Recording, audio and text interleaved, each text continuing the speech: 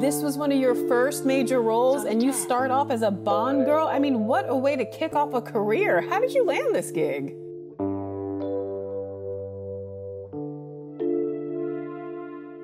In Hollywood, not every big break turns into a lasting success. Just ask Jane Seymour. After years of struggling with small roles, Jane finally got her moment in the spotlight when she was cast as Solitaire in the James Bond film Live and Let Die. It was her big chance, and she made the most of it. Audiences loved her, and overnight, she became a star. But just as quickly as the fame came, it began to fade.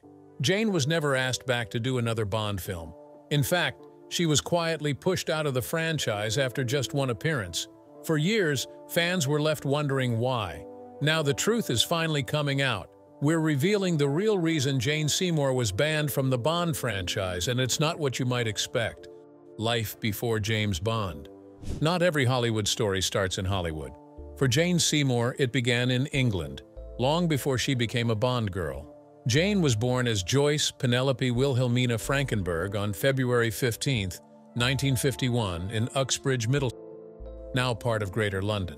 Her father, Benjamin Frankenberg, was a respected doctor and a Jewish man whose family came from Poland. Her mother, Mika, was a Dutch Protestant nurse who survived a Japanese prison camp during World War II. Jane later said she learnt Dutch from her mother and other survivors who became like family. She also spent time in Geneva, where her parents sent her to improve her language skills. She became fluent in both Dutch and French, skills that would later help her on the international stage. Her grandfather had fled from violent pogroms in Russia and started a new life in London, working as a hairdresser and building his own business. Her father, Benjamin, studied medicine, served in the Royal Air Force during World War II, and went on to design a maternity unit in London. He even worked alongside pioneers of IVF and published research on teenage health. Jane was educated at the Tring Park School for the Performing Arts. She changed her name to Jane Seymour, after King Henry VIII's third wife, because she thought it would sound more elegant and marketable in show business. One of Jane's unique features is her eyes. She has heterochromia, which means one eye is green and the other is brown. Her acting career began slowly. In 1969, she had a small, uncredited part in Oh, What a Lovely War. And in 1970, she landed her first major film role in The Only Way, playing a Jewish woman hiding from the Nazis. In 1973, she found success on television as Emma Callan in The Onedin Line, and also starred in the TV miniseries Frankenstein, The True Story. Around this time, she appeared in Young Winston, playing Winston Churchill's girlfriend. But 1973 was the year everything changed. Jane became a global star when she was cast as the mysterious and stunning Solitaire in Live and Let Die, opposite Roger Moore's James Bond. Her performance earned her a spot on IGN's Top 10 Bond Girls of All Time. After that, she continued to work steadily. She played a princess in Sinbad and The Eye of the Tiger and later appeared in Battlestar Galactica. She also starred opposite Chevy Chase in Oh Heavenly Dog. Jane Seymour had arrived, but despite her big Bond break, something strange happened. She was never invited back to the franchise. And for years, fans kept asking the same question: why? Now, the truth is finally coming out. We're about to reveal the real reason Jane Seymour was banned from the Bond films. And it may just surprise you. Whatever the reason, Jane didn't let it stop her. In 1980, she made a bold move back to the stage, starring as Constanze in Amadeus, alongside Ian McKellen and Tim Curry. The play was a massive hit on Broadway, running for over 1,100 performances and winning 5 Tony Awards. That same year, she took on a heartfelt role in the romantic time travel film Somewhere in Time with Christopher Reeve.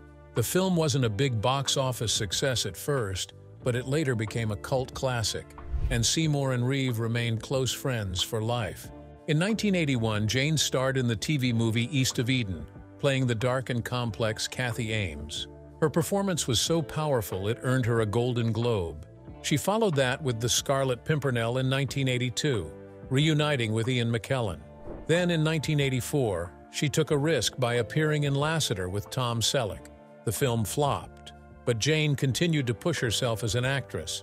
By 1987, she was turning heads again, this time in Playboy. Though she didn't pose nude, The feature showed a different side of her, proving she was still a star worth watching. So, while the Bond franchise may have shut the door on Jane Seymour, she proved she didn't need it to shine. But the mystery still lingered. Why was she never brought back? Well, that answer is more personal than you might expect, and we're about to tell you the real reason why Jane Seymour was quietly banned from the Bond universe. But first, how did Jane Seymour land the highly coveted role? Jane attracted the attention of the James Bond film producers when they saw her on British television. Instantly, she was cast as the main Bond girl, Solitaire, in Live and Let Die, 1973. The role gained her international recognition, but she was in danger of losing it all like the previous Bond girls, so before that could happen, she came to the United States. A casting director had advised her to lose her English accent and acquire an American accent to land roles on American television. It wasn't easy, but Jane did it, and it worked. Soon, Jane was booking roles on American TV. Her talent kept shining through, leading to 5 Emmy nominations and a win for her powerful role as opera legend Maria Callas in Onassis, The Richest Man in the World, 1988. She also won Golden Globes for East of Eden, and later for her beloved role in Dr. Quinn, Medicine Woman, which ran for 5 successful years. In 1988, Jane took on one of her most emotional roles yet. She played Natalie Henry, a Jewish woman caught in the horrors of World War II, in the epic mini-series War and Remembrance. In 1989, to mark 200 years since the French Revolution, Jane played Marie Antoinette in La Révolution Française. It was a deeply personal project. Her 2 real-life children, Catherine and Sean, even played the Queen's children in the film. Her film career continued in bursts, with standout performances in Somewhere in Time, and even a surprise comedy hit with Wedding Crashers in 2005. She built a full, rich life, raising 4 children, becoming a stepmother, and later, a grandmother. But her decision to chase a real acting career in America came with a cost. According to those close to the Bond franchise, producers at the time weren't happy that Jane had shifted her focus so quickly away from them. They expected loyalty, maybe even a bit of control. But Jane wasn't playing by their rules. She was carving out her own future, on her terms. And that's the real reason she never returned as a Bond girl. Not because she wasn't good enough, not because fans didn't love her, but because she chose independence over franchise fame. In the end, Jane Seymour proved she didn't need Bond to be unforgettable. She made her own magic. And that's why she's still here, still working, and still loved today. Jane Seymour spills on Roger Moore. When Live and Let Die hit theaters in 1973, it marked the beginning of a new era for James Bond. Sean Connery had stepped away, again. George Lazenby had come and gone. And now it was Roger Moore's turn to bring a fresh take to 007. With a wink, a raised eyebrow, and a lighter touch, Moore gave Bond a more playful edge. Even the film's trailer teased more, much more. Starring opposite him was a rising young star named Jane Seymour. Just 22 at the time, Seymour was cast as Solitaire, a mysterious tarot card reader with a powerful presence, and yes, a key role in the Bond bedroom. But while the film heated up on screen, Seymour now reveals that off-screen, Moore kept things surprisingly classy and hilariously weird. He was funny. He was much funnier in real life than he ever was on film, Seymour said in an interview. I always tell people that. He was hilarious. That sense of humor even made its way into their love scene. Wanting to keep things light and relaxed before shooting, Moore suggested they both eat liver and onions. That was his idea of a bonding meal. Seymour went along with it, and the result was a scene that, while romantic on film, was full of laughs in real life. The bed scene itself took hours to film. At one point, Seymour actually fell asleep, right there, curled up next to Bond himself. But instead of being annoyed or making a fuss, Moore simply let her rest. When she woke up, he was there leaning over her, holding a cup of tea. That moment said everything about Roger Moore. Yes, he had his tricks in bed, but they weren't what you'd expect. He kept things respectful, kind, and full of charm. Jane also shared just how surreal it was to suddenly become a household name. They announced to the world's press that it was me that I'd got the role, and it was in every newspaper on the cover for days. It was so bizarre. The studio tried to give her her image, hiring legendary photographer Terry O'Neill to shoot her for a promo piece. But I'm playing symbol, and also a virgin, so he didn't know what to say, she laughed. Even her father got involved after reading the story. Darling, it's a very good article, he told her, but I'm a bit concerned about you running through long grass. And by the way, there's a scene in the book where you're dragged behind a boat over a coral reef with sharks. That dangerous coral reef scene never made it into Live and Let Die. Instead, it was saved for Your Eyes Only. But Jane Seymour still got her classic Bond moment, a moment of danger, seduction, and just enough humor to make it unforgettable. And while she was never invited back to the Bond franchise, her brief time in it gave the world something rare, a Bond girl who was more than just beautiful. She was sharp, kind, and magnetic, much like the man she shared the screen with. In fact, that chemistry with Roger Moore was so real, it actually caused trouble on set. During the now famous poppy field scene, the two of them were given a line they both thought was utterly ridiculous.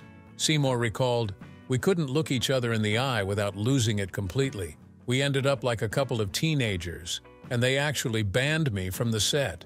But the chaos didn't stop there. If anything, it just began. At one point during filming, both she and Moore came down with dysentery and were resting in a trailer when, in a freak accident, it was hit by a car. The impact sent them crashing onto the floor right on top of each other. Once they realized they were okay, they just looked at each other and burst out laughing. It was classic Roger. Through it all, Jane says, Roger Moore remained a total gentleman. In an industry where so many actresses, herself included, have faced mistreatment, Seymour speaks fondly of how Moore went out of his way to protect her. "Roger was fantastic to me. When I was in New Orleans or in Jamaica, he made sure every night that I was okay and safe and checked to see whom I was with. He'd include me in any social thing that happened." Their bond lasted decades. The last time she saw him was in June 2016 at an event where they managed to slip away from the crowd and talk privately for 45 minutes. They laughed, took photos, and reminisced about the journey they had shared. After his death the following year, Seymour said softly, "I'm really glad I had that time with him. We talked about life in the past and took some fun pictures together. I'm sad. I'm really sad." How does Jane Seymour feel about the Bond girl role? For years, Jane Seymour has quietly distanced herself from Live and Let Die, the very film that launched her into stardom.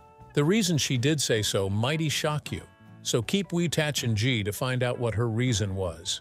In a candid interview with The Guardian, Jane made it clear that being a Bond girl was far from glamorous behind the scenes. Though she still attends Bond premieres and fancy events, she doesn't hide her true feelings about the role that made her famous. In fact, Jane revealed that the only reason she landed the part of Solitaire was thanks to family connections.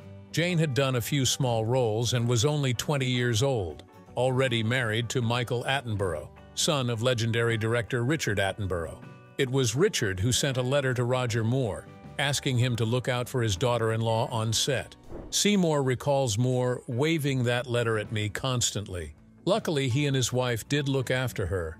They knew I was completely out of my comfort zone, she says. I don't think I'd ever stayed in a hotel before or been to restaurants. I was alone and trying to figure it all out. Being swept into the Bond machine was overwhelming. Before filming had even started, famed photographer Terry O'Neill was already snapping racy photos of her, trying to craft a symbol image. There was an interview saying, "I like to run naked through long grass," she says, shaking her head. It was all made up. At the time, being called a Bond girl felt like a win. Coming from obscurity, it meant I had a job, she admits. But that same label slammed some doors shut. Acclaimed director John Schlesinger wanted to cast her, until someone mentioned she'd been a Bond girl. That was it, Seymour says. Never heard from them again. It wasn't the only time that happened. She had dreamed of doing serious stage work like Ibsen. Instead, she leaned into commercial success, starring in TV movies, posing for Playboy, and launching product lines in jewelry, fashion, and home decor. Looking back, Live and Let Die has aged poorly. It's obviously, but the racism is shocking, she says. You'd never make that movie now. You wouldn't want to. Her character, Solitaire, had no real power. I was a woman, a virgin, who ran 3 paces behind a man with a gun. I was deflowered and then discarded. I lost all my power, so I was useless. It was awful. Till today, Jane Seymour still feels strongly about the character she played. Despite people loving her character, she herself was not satisfied with the way the character was written. The many struggles of Jane Seymour's life. In an interview, Jane Seymour opened up about a painful thread that's run through much of her life: divorce. Speaking to people, Jane didn't sugarcoat it. She called divorce painful, depressing, and anger-making. The actress has been married 4 times. Her first marriage was to Michael Attenborough, son of actor Richard Attenborough. The two wed in 1971 and divorced just 2 years later. In 1977, she married Jeffrey Planer, but that relationship lasted only a year. Her third marriage, to business manager David Flynn, began in 1981. Together, they had 2 children, Catherine and Sean, before divorcing in 1992. Reflecting on her divorces, Seymour said she's learned one crucial lesson: letting go. But more than that, she believes communication is key, especially when it comes to co-parenting. "I tried to find a way to communicate and keep what was good in the relationship," she said. She also took time to look inward, asking herself what she could have done differently. "It's hard when you're a mother and you work," she explained. "Sometimes you're gone, and sometimes you're with someone who wants you home 24/7. That wasn't exactly her case," she clarified. "But if she had to point to anything she did wrong, it was this: I went to work. I was providing for the whole family, so it was very hard." 1 year after her divorce from Flynn, Seymour found love again, this time with actor and filmmaker James Keach. They married and welcomed twins, John Stacey and Christopher Stephen. But in 2015, that marriage ended too, this time because of betrayal. Seymour told the Daily Mail that Keach began a relationship with someone else, someone she knew. "Choices were made that I couldn't live with," she said. "I felt horrible, devastated. I don't do well with betrayal. If someone had come to me and said, 'Let's separate,' it would have been different. But I was never given that chance." Still, Seymour carries a quiet strength. She credits her late mother with helping her put pain in perspective. "Everyone faces hardships," she said. "The sooner you accept it, the better." For Seymour, the turning point came when she stopped focusing only on her own struggles. When you look around and see what others are going through, you realize your problems aren't so big after all. Helping others gave her a sense of purpose, and that in the end helped her heal. Talking about the infidelities. Jane Seymour is no stranger to heartbreak. She has been married and divorced 4 times, each marriage ending with betrayal. In 2023, Seymour recently opened up to The Times about what ultimately ended her relationships. "If I have been replaced, I am very happy to move along," she said bluntly. While she fought to save each marriage, there was one thing she could never tolerate: infidelity. "I'm not very good at betrayal. I don't do well with it." Her 4th and final marriage, to actor-director James Keach, ended in 2015. They had twin boys together, John and Christopher, with the help of IVF. But the relationship fell apart after Seymour discovered Keach was having an affair with someone she knew. Still, she keeps things civil. "We're on good terms," she said. Of his new partner? "Not my favorite person, no." When the interviewer asked why anyone would want to leave Jane Seymour, she replied without bitterness, "I think I was just too busy working. And because they weren't with me, they probably felt somebody else might be more interesting, I imagine." Today, Seymour is in a long-term relationship with British producer David Green. They've been together for 9 years after meeting through a mutual friend in Malibu. Green has proposed, but marriage isn't in the cards. "I just said I would never put a number on his name. It would be the most horrible thing in the world," she said. Even with everything she's been through, Seymour continues to work. Her recent roles include the 2021 Australian drama Ruby's Choice, about a woman with early-onset dementia, and the comedy Friendsgiving in 2020. Through it all, she remains as resilient and quietly fierce as ever. Losing everything. Jane Seymour may have seemed to live a charmed life, but behind the Hollywood spotlight was a storm of betrayal, financial ruin, and personal reinvention. The Dr. Quinn Medicine Woman star revealed she took some roles not out of ambition, but out of sheer desperation. At the time, Seymour was facing a financial catastrophe she never saw coming. Her third husband, David Flynn, had not only been her life partner, but also her business manager. She trusted him completely, never thinking to question the decisions he made with her money. He was one of the top professionals in the financial industry, she told The Times. He was my husband, the father of my children. I never imagined I had to check. But one day, the illusion shattered. Seymour discovered that Flynn had mismanaged everything, investing recklessly in properties she knew nothing about, and using her name to sign documents that left her personally liable. The fallout was staggering. I didn't own anything, she recalled. Lawsuits from every major bank, $9 million in debt. I was traumatized. I had no idea. With her back against the wall, Seymour gave away nearly all her possessions and turned to the only thing she had left, her talent. She called her agent, desperate for work. That's when she was offered Dr. Quinn, Medicine Woman, a period piece about a female frontier doctor that many believed was doomed to fail. She didn't have the luxury of being selective. I had no choice, she said. I had to make it work. And she did. The series ran for 5 successful seasons, became a global hit, and redefined Seymour's career. What began as a lifeline became one of her most beloved and enduring roles. Despite the past, Seymour says she and Flynn have remained on good terms. Their marriage ended in 1992, but they continue to co-parent their children, Catherine and Sean. A year after her divorce, she married actor and director James Keach, with whom she had twin boys, John and Christopher, before their separation in 2015. Challenges Jane Seymour faced as a mom.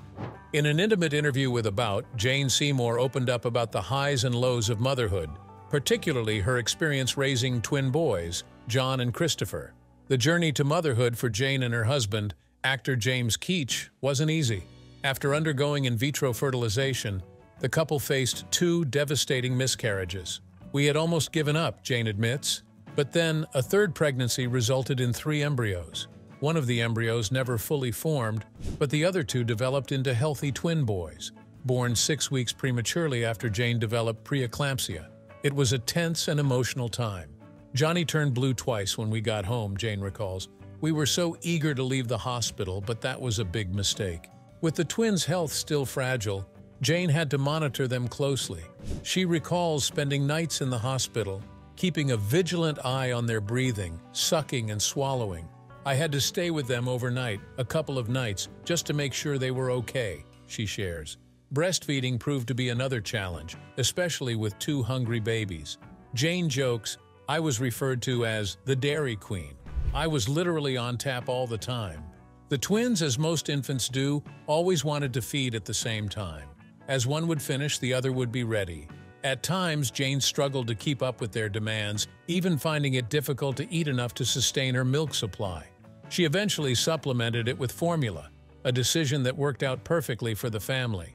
I always tell people, don't feel you have to do one thing and not another, she advises, emphasizing that combining both methods of feeding worked wonders for her twins. While navigating the exhausting demands of early motherhood, Jane also had to return to work just 3 weeks after giving birth. Recalling the pressure, she says, I had somebody helping me at night so that if I could get even just an hour and a half of sleep in increments, someone could watch the kids. At the time, both John and Chris were on heart monitors requiring constant attention. We literally were on pins and needles for a number of months when they were young, Jane says. The monitors would sound off at any movement, signaling that immediate action was required to ensure their safety. It was a grueling, sleepless period, but Jane and her family pressed on, fueled by love and determination. As the boys grew stronger, their bond only deepened. They would love to sleep together in the same crib and then in the same bed, Jane shares with affection. Even now, although they're almost 14 and they'll fight, they only really had their own bedrooms in the last year. She describes their connection as a unique bond that transcends everyday sibling rivalry. Even though they sometimes say they hate each other, clearly they love one another. There's a bond that twins have that is unspoken and quite formidable. Jane has been intentional about helping the twins recognize this special connection. I keep telling the boys, you'll always have this unique connection that the rest of us don't have, she explains, for the rest of your life.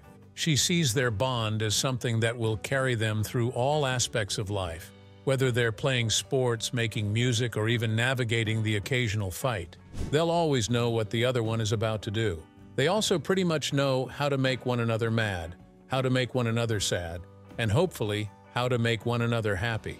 Alongside John and Chris, Jane is also the proud mother of Catherine and Sean, whom she shares with ex-husband David Flynn. Each of her children has shaped her in different ways, and in this candid interview, it's clear that Jane is deeply grateful for the family she has created, even through the most challenging times. And although Jane has had her own fair share of heartaches and drama, she still keeps going strong. Do you think Jane Seymour did the right thing by leaving the James Bond franchise? Or do you think otherwise? Let us know in the comments below, and don't forget to click on the next video shown on your screen. You will enjoy it.